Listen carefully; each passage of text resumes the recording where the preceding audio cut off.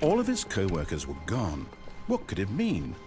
Stanley decided to go to the meeting room. Perhaps he had simply missed a memo.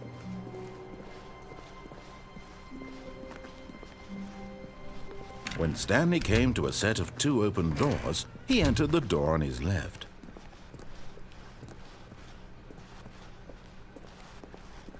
Yet there was not a single person here either.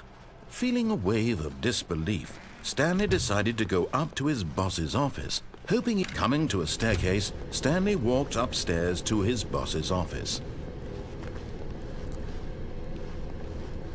But Stanley just couldn't do it. He considered the possibility of facing his boss. Admitting he had left his post during work hours, he might be fired for that. And in such a competitive economy, why had he taken that risk? All because he believed everyone had vanished? His boss would think he was crazy. And then something occurred to Stanley. Maybe, he thought to himself, maybe I am crazy. All of my co-workers blinking mysteriously out of existence in a single moment for no reason at all? None of it made any logical sense. And as Stanley pondered this, he began to make other strange observations. For example, why couldn't he see his feet when he looked down? Why did doors close automatically behind him wherever he went? And for that matter, these rooms were starting to look pretty familiar. Were they simply repeating? No, Stanley said to himself, this is all too strange. This can't be real. And at last, he came to the conclusion that had been on the tip of his tongue. He just hadn't found the words for it. "I'm dreaming!" he yelled. "This is all a dream." Oh, what a relief Stanley felt to have finally found an answer, an explanation. His co-workers weren't actually gone. He wasn't going to lose his job. He wasn't crazy after all. And he thought to himself, I suppose I'll wake up soon. I'll have to go back to my boring real-life job pushing buttons. I may as well enjoy this while I'm still lucid. So he imagined himself flying and began to gently float above the ground. Then he imagined himself soaring through space on a magical starfield, and it too appeared. It was so much fun, and Stanley marveled that he had still not woken up. How was he remaining so lucid? And then perhaps the strangest question of them all entered Stanley's head. One he was amazed he hadn't asked himself sooner. Why is there a voice in my head dictating everything that I'm doing and thinking? Now the voice was describing itself being considered by Stanley, who found it particularly strange. I'm dreaming about a voice describing me, thinking about how it's describing my thoughts, he thought. And while he thought it all very odd and wondered if this voice spoke to all people in their dreams, the truth was that, of course, this was not a dream. How could it be? Was Stanley simply deceiving himself, believing that if he's asleep, he doesn't have to take responsibility for himself?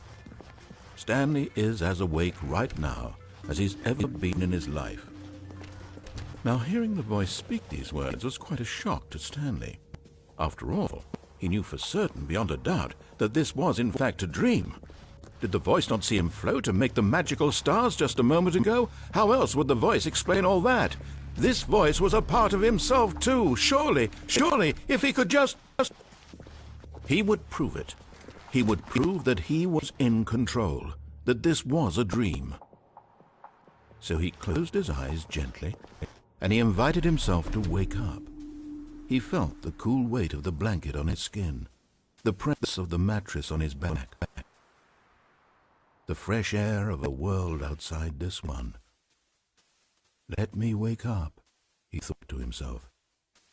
I'm through with this dream. I wish it to be over. Let me go back to my job. Let me continue pushing the buttons. Please, it's all I want. I want my apartment and my wife and my job. All I want is my life exactly the way it's always been. My life is normal. I am normal. Everything will be fine. I am okay.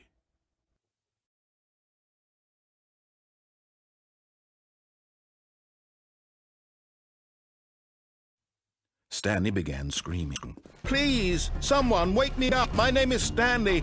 I have a boss, I have an office, I am real. Please, just someone tell me I am real. I must be real, I must be. Can anyone hear my voice? Who am I? Who am I? And everything went black.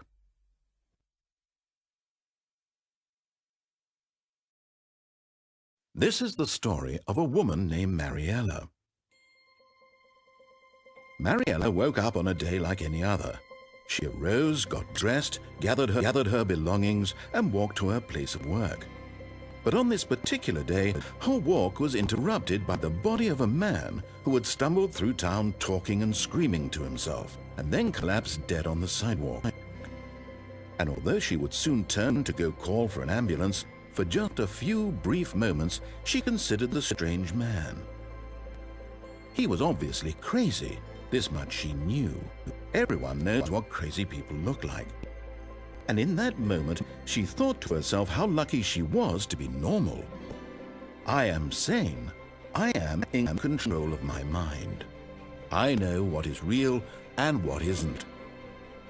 It was comforting to think this, and in a certain way, seeing this man made her feel better. But then she remembered the meeting she had scheduled for that day.